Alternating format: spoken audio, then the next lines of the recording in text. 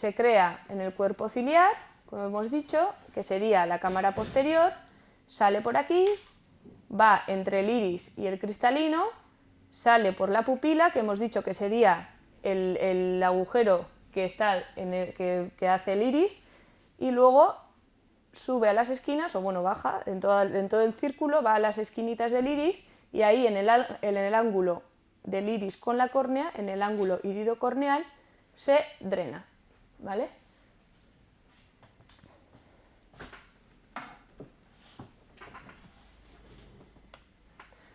Entonces, por último, la fisiología de la visión, ¿no? Pues para una correcta visión es preciso que la imagen que estamos mirando se refleje en la retina, ¿no? Como hemos dicho. Entonces, los rayos luminosos o los rayos de luz entran por las capas translúcidas del ojo, que serían la córnea, el humor acuoso, el cristalino y el humor vítreo, y se reflejan en la retina posterior. Entonces, la capacidad de refracción del ojo depende de cada estructura ocular. Entonces, la córnea tiene 2/3 de la capacidad de refracción y el humor acuoso, vítreo y cristalino tienen el tercio restantes, ¿vale? Entonces, la característica principal también es que el cristalino puede modificar su capacidad de refracción. La córnea es estática, siempre está igual, siempre mide lo mismo y siempre tiene la misma refracción. Pero el cristalino no, se puede modificar, puede agrandarse y puede hacerse más pequeñito y entonces acomoda. Entonces, la fisiología de la visión sería la llegada de la luz a la retina, estimularía los fotorreceptores, los conos y bastones. Esto genera un impulso nervioso, entonces los conos y bastones tienen un fotopigmento que se llama la rodopsina.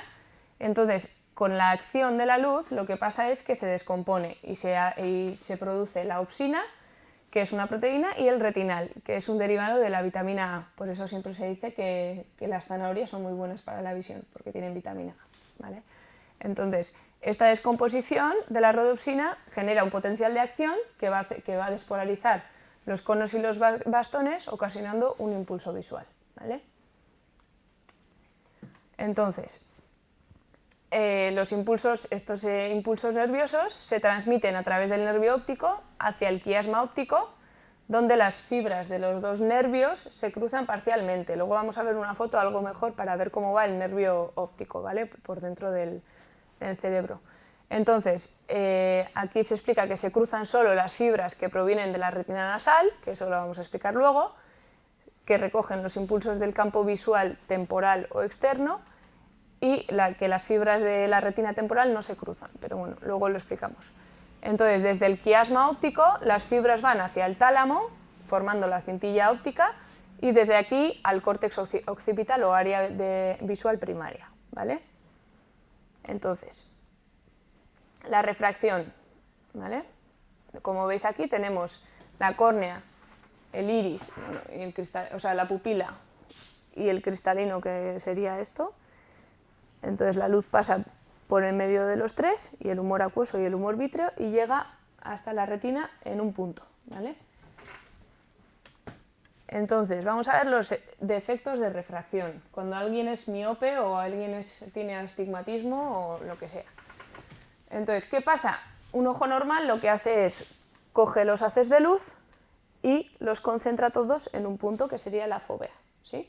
Y todas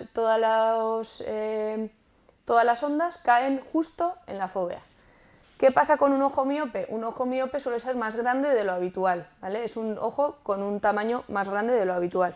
Entonces, lo que pasa es que cuando llegan los estímulos de luz, el ojo lo que hace es confluirlos, pero no en la retina, sino un poquito más adelante, ¿vale? Porque el ojo es más grande.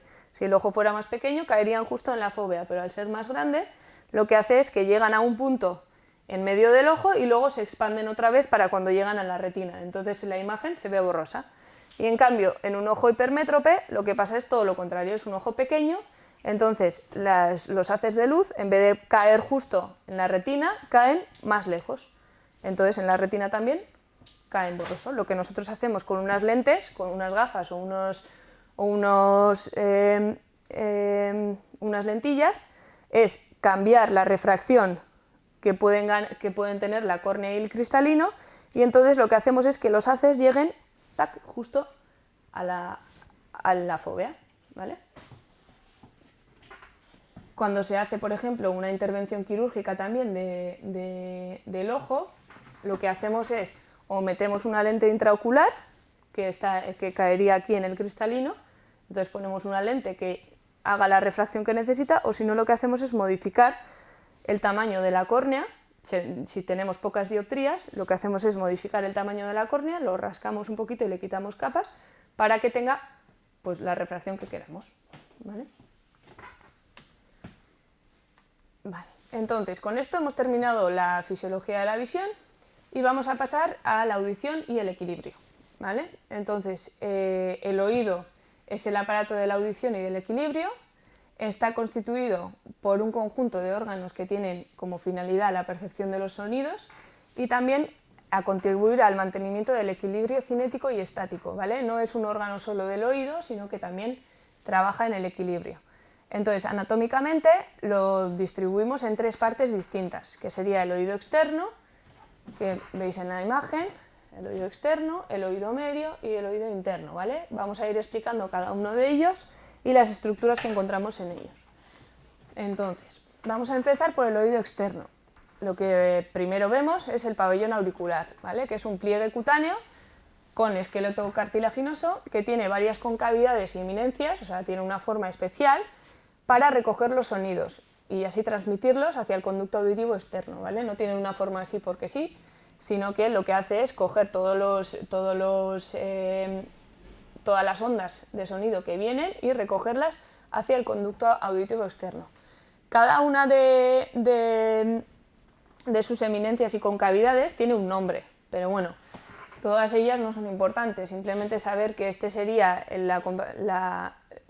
el extremo más externo sería el hélice o el hélix. Tenemos el trago, que eso creo que todo el mundo ya lo conoce por los piercings y por todo. El antitrago, tendríamos la concha y luego ahí el conducto auditivo externo, ¿vale? El resto, bueno, el tubérculo de Darwin como algo gracioso, pues para las personas que tienen el oído como, o sea, la oreja como elfos, que tienen ahí un saliente, pues sería el tubérculo auricular de Darwin. Entonces, la otra parte que tiene el conducto auditivo externo, o sea, el oído externo sería el conducto auditivo externo, ¿vale? O CAE, que le llamamos. Entonces, es un conducto de también esqueleto cartilaginoso y óseo, que se dirige desde el pabellón auricular hasta el tímpano, ¿vale? Entonces, tiene aproximadamente 2,4, bueno, entre 2 y 3 centímetros de largo y más o menos 6 milímetros de diámetro, también varía mucho, depende de la persona. Entonces, el primer tercio externo del conducto auditivo externo está rodeado de cartílago y el resto, en cambio, o sea, los 2 tercios internos están dentro del hueso temporal, ¿vale? El hueso temporal tiene como un túnel y entonces sería simplemente hueso. Entonces, cerca de su abertura exterior, el conducto auditivo externo tiene pelos y también tiene glándulas ceruminosas, ¿vale? Que producen cerumen y eso hace que lo protejan de la entrada de cuerpos extraños.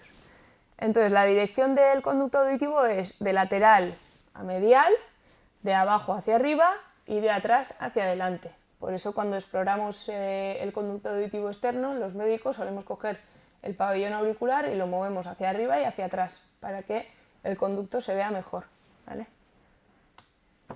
Entonces, vamos a ver un poco las relaciones del CAE, ¿vale? ¿Dónde se sitúa? Entonces,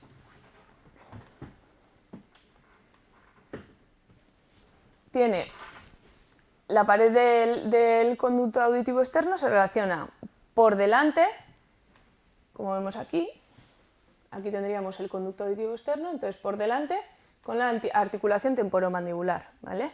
Luego, o sea, la cara anterior del conducto auditivo externo estará la ATM. Entonces, luego por detrás tenemos el mastoides y la apófisis del mastoides, ¿vale? Entonces, por detrás tendríamos la apófisis mastoides. Luego tenemos por arriba, que mejor se veía igual en la otra, la fosa craneal media, ¿vale? Aquí vemos por arriba la fosa craneal media y por abajo